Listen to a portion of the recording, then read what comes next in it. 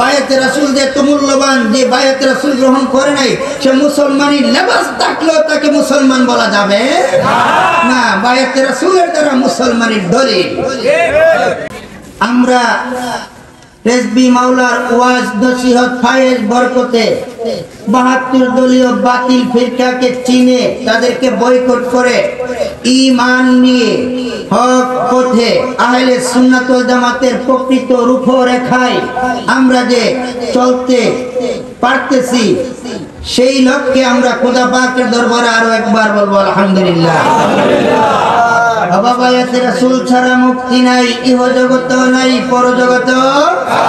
সেই বায়াতে রাসূল হুজুর কিবলা যদি বায়াতে রাসূলের প্রচার প্রকাশ যদি আমাদেরকে রক্তের বিনিময়ে না করতেন, তাহলে আজকে আমরাও আওরায় থাকতাম, বাউরায় থাকতাম, বিভিন্ন ধরনের বাতিল বিরকায় থাকতাম, যারা রূপটা ধরেছে সুন্নির কিয়াম করে মিলাদ করে এমন সূক্ষ্ম ক্রিমিনাল মুনাফিক এই আবুল মুহাম্মদীদের দলের মধ্যে আমরাও ডুবে থাকতাম। যারা বলুন ঠিক কিনা? কিনার মহান অক্লান্ত পরিশ্রম রক্তের বিনিময়ে একবার দুইবার নয়, রক্ত ধরা আঘাত তিনাকে একের পর এক 13 বার করেছেন। কয়বার করেছেন? ছোটখাটো আঘাত হিসাব করলে শতাধিকের উপরে হবে। বাধা বিঘ্নতা হিসাব করলে হিসাব শেষ নাই। আমাদের মাধবপুর পাইলটের মাঠে হুজুর কিবলা কোন এক সময় দাওয়াত রেখেছিল, পাইলট স্কুলের ভিতরে দরজা বন্ধ করে রেখেছে।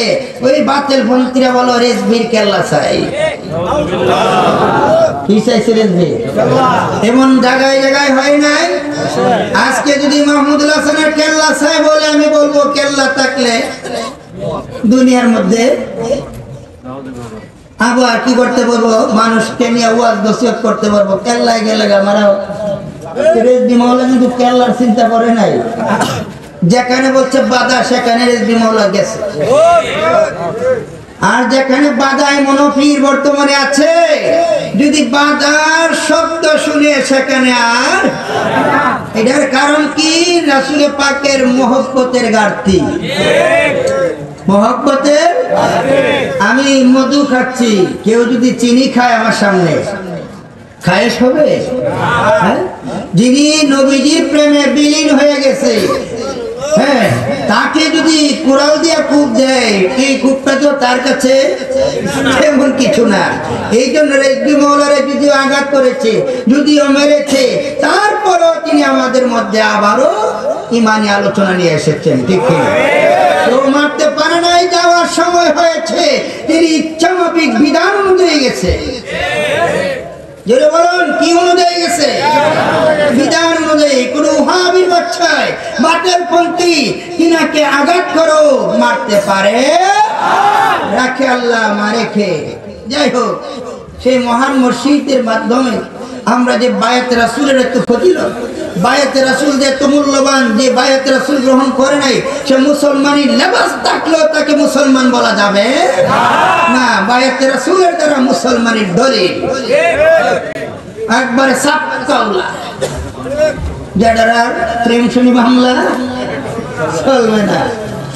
তাইলে সেই মহান মসজিদের মাধ্যমে আমরা বায়াতে রাসূলের মর্তবা পেয়েছি, ফজিলত পেয়েছি, বায়াতে রাসূল গ্রহণ করেছি। আল্লাহ পাকের দরবারে আমরা হাজারো কোটি শুকর থেকে আরেকবার বলবো আলহামদুলিল্লাহ। বাবারা কষ্ট হচ্ছে না তো? ভারাক্রান্ত অবস্থায় দুঃখে ভরা বাবা, আমি আলেম ওলামা যতটি দেখেছেন আমার এখান থেকে ওয়াজ করে গেছে, আমি রঙ্গিলা দেখছেন, আমি একজনকে দাওয়াত করি নাই, কসম আল্লাহ। সমালোচনা বাড়ির জায়গা করবেন, বাবা হুজুরের মতো দেখছি ব্যান্ডেলের ভিতরে হলুদ মরিচ ধনিয়া, বলতে পারে না কথা বলে। সুন্নতের বাইরে পাগড়ি পরা সুন্নত। পাগড়ি পরা কি সুন্নতের? নবীজি যে পাগড়ি মুবারক ব্যবহার করেছেন, যে রং করেছেন, এবং কিতাবে যে রঙের বিবৃতি আছে, তার বাইরে যদি কেউ যদি হলুদ মরিচ ধনিয়া ব্যবহার করে, এটা তো বোঝা যাচ্ছে দুনিয়ার পাগল তারা। আগে যাত্রা গান হতো না, আগে যাত্রা গান হতো না, এই সমস্ত হলুদ মরিচ পড়তো না তারা, রূপবানের গানে পড়তো না, 22 পূর্বের গানে। হুজুর এই সময় আপনি জানেন, শুনেছি রেজবি মৌলার কাছে। কার কাছে? আমি আর কেউ কাছে শুনি নাই, কার কাছে শুনেছি? রেজবি মাওলা বলেছে, আমি একদিন যাত্রার গানে গেছি। কি গানে? যাত্রার গানে গেছে, যাই বসছে। হ্যাঁ, একজন কই রেজবি সাহেব না, তখন জুতা খুললে আতুলি তোলে নিছে। আর একজন রেজবি সাহেব জুতা আতুলি তোলে দেবো, পাগল। হুজুর কি রাজা বলছে, পাগল বললে আর কিছু কয় না। ওরা জিজ্ঞেস করে যে নাচে এটা কি মহিলা না পুরুষ? হুজুর এটা পুরুষে মহিলা সাজ হয়েছে। বহুত মাসে বলছে, শুনছি ফতুয়া দিলে হবে না, নিজের চোখে দেখতে গিয়েছি যাত্রা গানে। তিনি গেছে, কেন গেছে? ফতুয়া দেওয়ার জন্য। এটা কি ইসলামিক শরীয়তে আছে নাকি অন ইসলামিক ভাবে চলছে? এরপরে তিনি ফতুয়া দিছে, তখন যাত্রা বাদে, রূপবান বাদে, বাইসপ্রুফ বাদে আর কোনো গান চলতো না তখন, নাকি চলতো? আপনার যুগটাই শুরু ছিল নাকি আর কোন গান চলতো? তাইলে ওই সময় তিনি হুক্কার জাতির উচ্ছেদ, গান বাজনার পতন লিখছেন। ওলামায়ে কেরামরা এখানে আছে, পিছনে অনেক সম্মানিত ব্যক্তিবর্গ আছে, আমার সামাদ ভাইও আছে।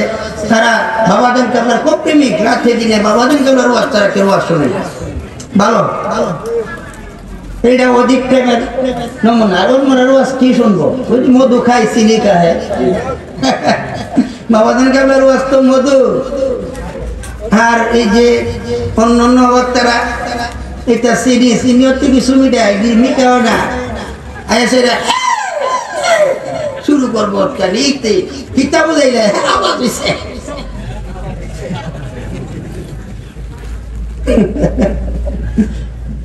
কি বুঝলে? দুনিয়া ও তামশাল ফাম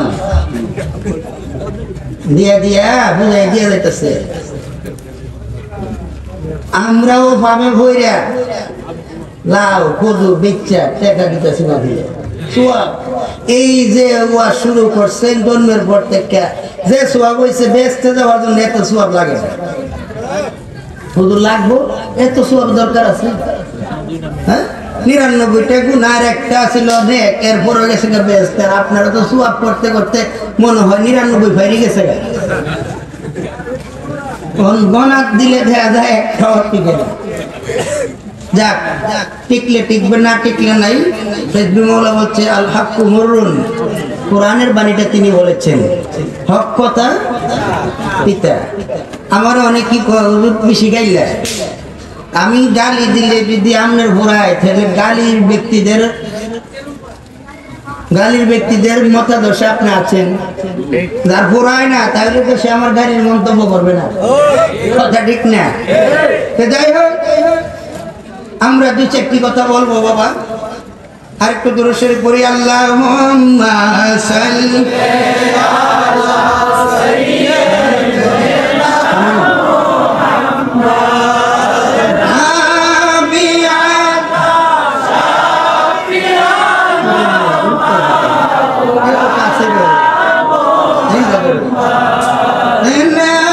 নাবিয়ানা হৃদয় বড় বড়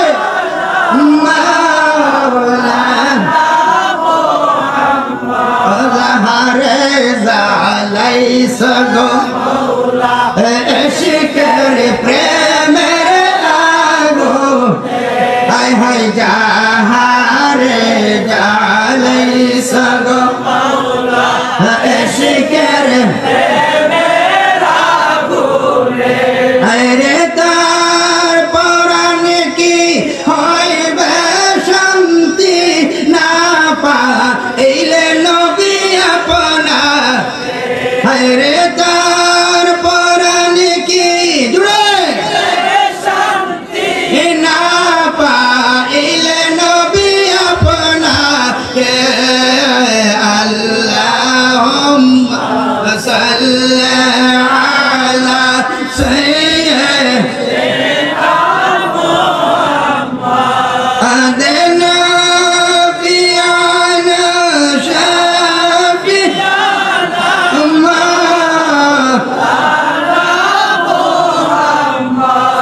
সিরাতের ঘাটে নবী নৌকা রাখছেন সাজা আরে ফুল সিরাতের ঘাটে নবী নৌকা রাখছেন সাজাইয়া আরে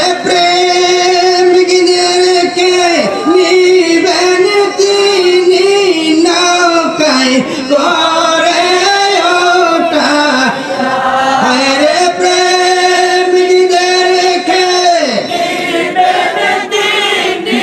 নৌকায় করে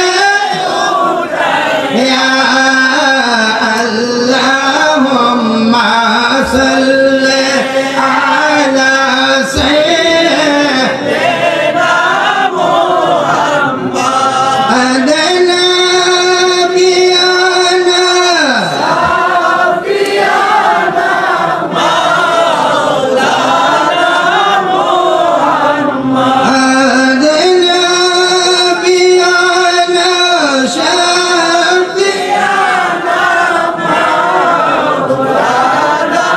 মুহাম্মদ বাবারা ও আমার বাবারা মুরব্বী বাবারা যুবক ভাইরা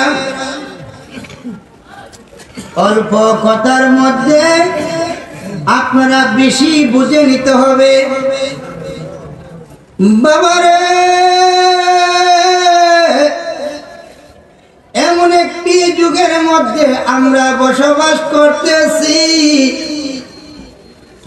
৭২-এর মধ্যে একজন পাওয়া যাবে কয়জনে ৭২ জনের মধ্যে একজন ভুল